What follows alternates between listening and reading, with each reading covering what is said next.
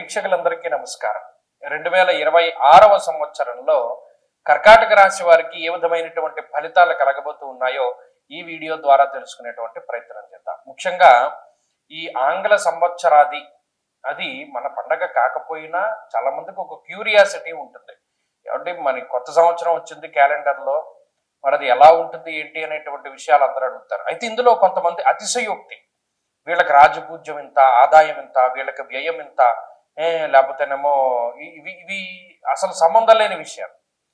ఇవి జ్యోతిష్యాన్ని భ్రష్టు పట్టిస్తూ ఇక మనకి ఒక మాధ్యమం ఉంది కదా, మనం ఏం చెప్పినా చెల్లుతుంది అనేటువంటి విధానంలో కొంతమంది ఉన్నారు. వారిని కూడా మీరు నిలదీయాలి. ఎందుకంటే అనవసరంగా ఈ రాజపూజ్య అవమానాలు, ఆదాయ వ్యయాలు అన్నవి దీనికి అన్వయం కానటువంటి వాటిని తీసుకొచ్చి ఇప్పుడు చూడండి, అనేక రకాల జ్యోతిష విషయాలను పాడు చేసి ప్రజల్ని భయభ్రాంతులను చేసి అసలు జ్యోతిషానికి అసలు గోచారం చెప్తూ రాశికి చెప్పవలసిన ఫలితాలు లగ్నానికి చెప్తూ అసలు దాన్నే పూర్తి సర్వనాశనం చేసినటువంటి ఈ రోజుల్లో ఇంకా మరలా ఈ నూతన ఆంగ్ల సంవత్సరానికి కూడా ఆదాయ వ్యయాలు పెడుతూ ఉన్నారు. కాబట్టి మీరు ఖండించండి. ఇక మన విషయంలోకి వస్తే కర్కాటక రాశి వారికి అసలు ఈ దీర్ఘ సంచార గ్రహాల్లో ఏ గ్రహాలు అనుకూలంగా ఉన్నాయి అంటే, ఈ సంవత్సరం మొత్తం రాహు అష్టమ స్థానంలోనే ఉంటారు. మంచి విషయం ఏంటంటే మాసార్థత కుజ రాహోశ్చ అష్టాదశైవ అంటే 18 నెలలు సంవత్సరంన్నర పాటు ఒక రాశిలో సంచరించేటువంటి రాహువు ఈ సంవత్సరం చివరిలో అంటే డిసెంబర్ నెలలో 8వ స్థానాన్ని వదిలిపెట్టి 7వ స్థానంలోకి వచ్చేస్తున్నారు. ఇక్కడ చాలా మంది పొరబడేటువంటి అంశం ఏంటంటే రాహువుకి వేరే ఫలితం, కేతువుకి వేరే ఫలితం ఉంటుంది అనుకుంటారు.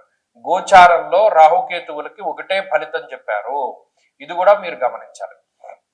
అలాగే సప్తమ రాహు మధ్యస్థమైనటువంటి గ్రహమే, ఆయన ఏం పీడించేటువంటి గ్రహం కాదు. కాబట్టి ఈ సంవత్సరం చివరిలో రాహు యొక్క పీడ తొలగిపోతుంది. ఇక శనేశ్వరుని యొక్క భాగ్యస్థాన స్థితి, శని భాగ్యంలో ఉండడం వాడిని మందభాగ్యుడిగానే చెప్తారు. అంటే భాగ్యం లేనటువంటి వాడు, ఎందుకంటే మందగ్రహము అంటే శనేశ్వరుడే భాగ్యంలో ఉన్నప్పుడు ఆ మాట మాట్లాడు. నిజానికి అది అంత మనం మాట్లాడడానికి కూడా అది తగినటువంటి మాట అయినప్పటికీ ఉదాహరణ పూరితంగా అర్థమవుతుందని చెప్పాను. ఇక్కడ కర్కాటక రాశి వారికి భాగ్యమందు శని అల్ప భాగ్యాన్నే కలిగిస్తాడు. అంటే భాగ్యవంతులుగా ఉండనివ్వడు, అదృష్టవంతులుగా ఉండనివ్వడు, అనేక రకాలైనటువంటి కష్ట నష్టాలకి ఆయన లోను చేస్తాడు. అయితే ఇది దోషభూయిష్టమైన స్థానం కాదు, ఇది గుర్తుపెట్టుకోవాలి. అష్టమ అర్ధాష్టమ ఏలినాటి శనిలాగా 9 శనేశ్వరుడు ఇబ్బంది పెట్టే స్థానం కాదు, అది మిశ్రమమైనటువంటి ఫలదాత. అలాగే గురువు జూన్ నెల 2వ తారీఖు వరకు 12వ స్థానమందు, జూన్ 2వ తారీఖు నుండి అక్టోబర్ 31 వరకు జన్మరాశి యందు, అక్టోబర్ 31 దాటాక 2వ స్థానమందు గురువు యొక్క సంచారం ఉంటుంది. కాబట్టి ఇందులో గురువు యోగించేటువంటి స్థితి ఎక్కడ అంటే అక్టోబర్ 31 నుండి డిసెంబర్ 31 వరకు కేవలం 2 నెలల పాటు గురువు యొక్క బలం ఉంటుంది. అయితే ఓవరాల్ గా మనం కర్కాటక రాశి వారి యొక్క స్థితిగతులను చూసినప్పుడు ఈ సంవత్సరంలో 25% మాత్రమే శుభ ఫలితాలను వీరు పొందబోతున్నారు. ఏమంటే మరి 25% అంటే మేము ఎలా బతకాలి అంటే ఇక్కడ ఆల్టర్నేటివ్ ఉంటుంది. జాతకంలో ఉన్నటువంటి దశాంతర దశలు బాగుంటే గోచార పరిస్థితులు చాలా తక్కువ ఫలితాన్ని ఇస్తాయి. జాతకంలో మంచి దశ నడుస్తోంది అనుకోండి, గోచార పరంగా గ్రహాలు ఇబ్బందికరంగా ఉన్నా అవేమి చెయ్యవు, దశలో కొట్టుకుపోతాయి. అలాగే మన ఇంటి వాస్తు బాగుంది, దశ బాగాలేనప్పుడు దిశ అయినా బాగుండాలన్నాడు. వాస్తు బాగున్నప్పుడు కూడా కొన్ని గ్రహ దోషాలని ఇల్లు కాస్తుంది. ఇవి రెండూ లేవనుకోండి మనం ఏం చేయలేం. కాబట్టి ఇక్కడ గుర్తుపెట్టుకోవాల్సిన విషయం ఏంటి అంటే గోచార గ్రహస్థితి కర్కాటక రాశి వారికి బలహీనంగా ఉన్నది. ఈ మాట చెప్తే నెగిటివ్ కామెంట్లు పెడతారు, కానీ ఎప్పుడు అలా చేయకండి. ఎందుకంటే ఉన్నతమైనటువంటి మనస్తత్వం ఎలా అరవడుతుంది అంటే చెడు ఉంటే చెడు, మంచి ఉంటే మంచి తెలుసుకోవాలి. అంతే తప్పితే పలానా వీడియోలో మన గురించి గొప్పగా చెప్పాడు బాగుందని చెప్పి మీరు రివర్స్ లో వెళ్ళండి, రివర్స్ ఇంజనీరింగ్ చేయండి. ఇదే మన భవిష్య దర్శన ఛానల్లో గత సంవత్సరంలో కర్కాటక రాశి ఫలితాలు చెప్పాం కదా, అది మీరు గమనించండి, యాజ్ ఇట్ ఈజ్ గా ఉంటాయి. అలాగే ఇవి కూడా ఎందుకు చెప్పడం అంటే నాకు పెద్ద తాపత్రయం ఏముందంటే బాగుందంటే వెళ్ళిపోతుందో లైక్ కొట్టుకుంటారు, ఆ సూపర్ అండి అని కామెంట్ పెడతాడు, మర్చిపోతాడు. కానీ అలాంటి వాళ్ళ గురించి చెప్పట్లా. కొంతమంది నిజమైనటువంటి నిబద్ధత కలిగి ఉన్నటువంటి వారు ఉన్నారు. వారు ఏమంటే బాగుందంటే ఫైన్, వాళ్ళు బాగానే తీసుకుంటారు. బాగా లేకపోతే కొంతమంది జాగ్రత్తగా పరిశీలన చేసి జాగ్రత్త పడేటువంటి జాగ్రత్త పరులు కూడా ఉన్నారు. వారి కోసమే చెప్తున్నాను. కాబట్టి ఇక్కడ 25% ఫలితమే దొరికింది. సరే, దీన్ని ఎలా పెంచుకోవాలి అనేటువంటి విషయాలు నేను చివరిలో చెప్తాను. ఏ విధమైనటువంటి చెడు ఫలితాలు వస్తాయండి అంటే ఇక్కడ ప్రధానంగా ఆర్థిక సంబంధమైన విషయాలు చెప్పాడు. ఇందులో ఏం పెద్ద ఆరోగ్యపరమైనటువంటి ప్రమాదాలు ఏవి చెప్పలేదు. ఆర్థిక విషయాలు ఎక్కువగా ధనాన్ని దాచుకోలేకపోతారు, ఖర్చు ఎక్కువగా ఉంటుంది, రాజకోపో యశోహాని ఉద్యోగస్య విరోధకం. ఇక్కడ కేవలం మన ఆదాయ మార్గాలు దెబ్బతినేటువంటి పరిస్థితిని ప్రత్యేకించి ఉటంకరించింది శాస్త్రం. ఇప్పుడు మనకి గతంలో కర్కాటక రాశి వారికి 2-3 ఆదాయ మార్గాలు ఉన్నాయనుకోండి, అవి తగ్గిపోతాయని చెప్పాడు. కాబట్టి ఏం చేయాలి? జాగ్రత్త పడాలి. తగ్గిపోవడం అంటే మనం ఏదైనా దివాళా తీయడం అనే అనుకోవచ్చు. ఇక్కడ కొంతమంది జాగ్రత్తగా ఇది మనకు వర్కౌట్ అవ్వట్లేదు, దాన్ని అక్కడితోటి వదిలిపెట్టేస్తే మంచిది అని జాగ్రత్త పడే వాళ్ళు ఉంటారు.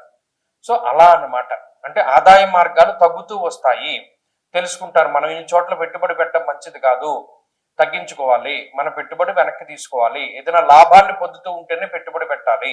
అలాగే స్టాక్ మార్కెట్, జోదము, స్పెక్యులేషను, బెట్టింగ్లు ఇటువంటివన్నీ కూడా చాలా ప్రమాదానికి కారణహేతువులు. ఎందుకంటే అదృష్టం అనేటువంటిది తక్కువ. భాగ్యస్థానం ముందు శనేశ్వరుడు కూర్చుని ఉన్నారు. ఆకస్మికంగా ధనం వచ్చేటువంటి పరిస్థితులు లేవు. అలాగే అదృష్టం కొద్దీ ధనం వచ్చేటువంటి పరిస్థితులు లేవు. ఈ విషయాలన్నీ కూడా ఈ రాశి వారు గుర్తుపెట్టుకోవాలి. సో కష్టే ఫలి, కష్టానికి తగ్గ ప్రతిఫలమే వస్తుంది. ఇది ఒకందుకు ఇది కూడా చాలా మంచి విషయం. కొన్ని రాశులకు ఏం చెప్పాము? కష్టానికి తగ్గ ప్రతిఫలం రాదు మీకు అని చెప్పాం. కానీ మీకు కష్టే ఫలి, కష్టానికి తగ్గ ప్రతిఫలం ఖచ్చితంగా వస్తుంది. కానీ మీకు సంవత్సరం ప్రారంభంలో చూసుకుంటే ఫస్ట్ హాఫ్ కన్నా సెకండ్ హాఫ్ చాలా బెటర్గా కనబడుతుంది. రెండవ సగం ఈ రాశి వారికి చాలా బాగుంటుంది. అంటే జూన్ దాటిన తర్వాత గ్రహస్థితులు అవి మెరుగ్గా ఉంటాయి. సరే, ఓవరాల్ గా ఒక 25% బాగుందని తెలుసుకున్నారు. ఇటు ఉద్యోగ వ్యాపారాలు అంటే ఏ పరిస్థితి చూసినా ఇవే కండిషన్స్ కనబడతాయి. మరి ఏం చెయ్యాలండి దీన్ని వృద్ధిలోకి తీసుకురావాలి అంటే? ప్రధానంగా కాలభైరవాష్టమి అనేటువంటి అష్టములు వస్తూ ఉంటాయి. కృష్ణపక్షంలో వచ్చేటువంటి అష్టమి తిథి రోజున ప్రత్యేకించి కాలభైరవుని యొక్క ఆరాధన చెయ్యండి. ప్రతి నెల కృష్ణపక్ష అష్టమి తిథి రోజున కూష్మాండ దీపం పెట్టుకోండి. అలాగే కాలభైరవ దర్శనం కానీ, ప్రతిరోజు కాలభైరవ అష్టకం పఠించడం కానీ చేస్తూ ఉంటే కర్కాటక రాశి వారి యొక్క పరిస్థితి చాలా మెరుగుపడ్డాన్ని మనం గమనించవచ్చు. ఇర్రెస్పెక్టివ్ గ్రహస్థితులతో సంబంధం లేకుండా కాలభైరవ యొక్క ఆరాధన మీకు చాలా మంచి ఫలితాన్ని ఇస్తుంది.